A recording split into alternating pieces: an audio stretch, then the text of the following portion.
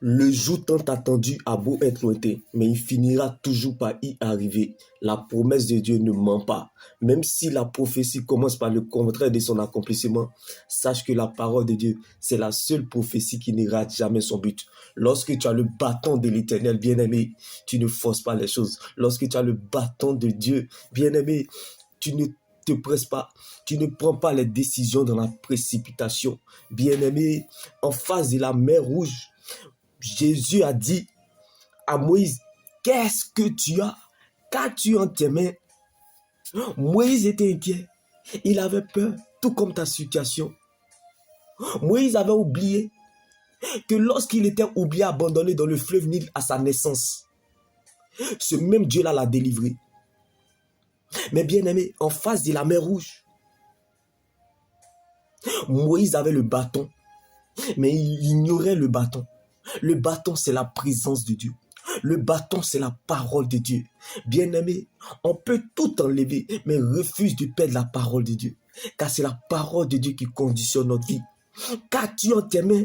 Bien-aimé, quand tu as le bâton de Dieu, bien-aimé, la promesse de Dieu n'est pas périmée. La promesse de Dieu ne pourrit pas.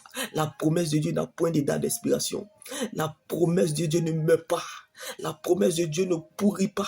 La promesse de Dieu n'a pas d'âge, mais elle est destinataire. C'est bel et bien toi. La promesse de Dieu est comme un message que tu as capté.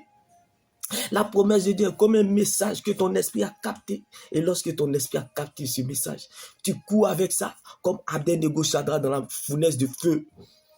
Lorsqu'elle passe par le feu, elle brille encore plus mieux qu'avant.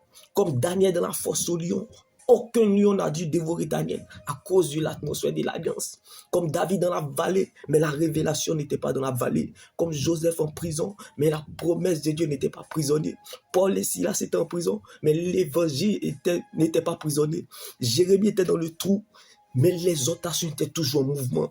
Même Jonas, malgré qu'il était garé, mais il intercédait pour l'église. L'avenir d'une église dépend de son intercession. Bien-aimé, quand on fait un mauvais choix, on devient un adorateur. Mais quand on fait un bon choix, on devient un intercesseur. C'est par le sens du sacrifice pour les autres qu'on devient roi. Donc il y a quelque chose de Dieu. Il y a quelque chose que tu peux donner aux autres, quand bien même que tu n'as rien. La chose de Dieu qui est en toi, certainement, elle te donnera accès à ta liberté. Car quand on sait dépend en Dieu les humains, on provoque un concert au ciel. Bien-aimé, tu as le bâton de l'Éternel. Tu doutes de quoi, bien-aimé? Tes doutes ne feront pas douter Dieu. Dieu n'est pas limité par ta situation. Ta situation ne peut pas diminuer Dieu. Alors même si une situation refuse que tu existes, mais qu'elle ne t'empêche pas de faire exister ton Dieu. Car Paul et Silas étaient en prison, mais l'évangile n'était pas prisonnier. La Bible pouvait nous le dire, la louange de Paul et Silas ouvre les portes de la prison. Un mort ne loue pas Dieu. L'Éternel te veut vivant, bien-aimé. Que tous ceux qui respirent louent l'Éternel, car Dieu siège dans la louange. Bien-aimé, tu as le bâton de l'Éternel, alors ne t'inquiète de rien, car la présence de Dieu est capable de faire pour toi ce que l'argent ne peut pas faire pour toi. Bien-aimé, la vraie joie dans le Seigneur Jésus-Christ, la véritable stabilité d'un véritable enfant de Dieu ne dépend pas du confort, ni du climat extérieur, ni de ce qu'il a dans ses poches, ni de ce qu'il a dans ses mains, mais de la présence de Dieu dans le coffre de son cœur.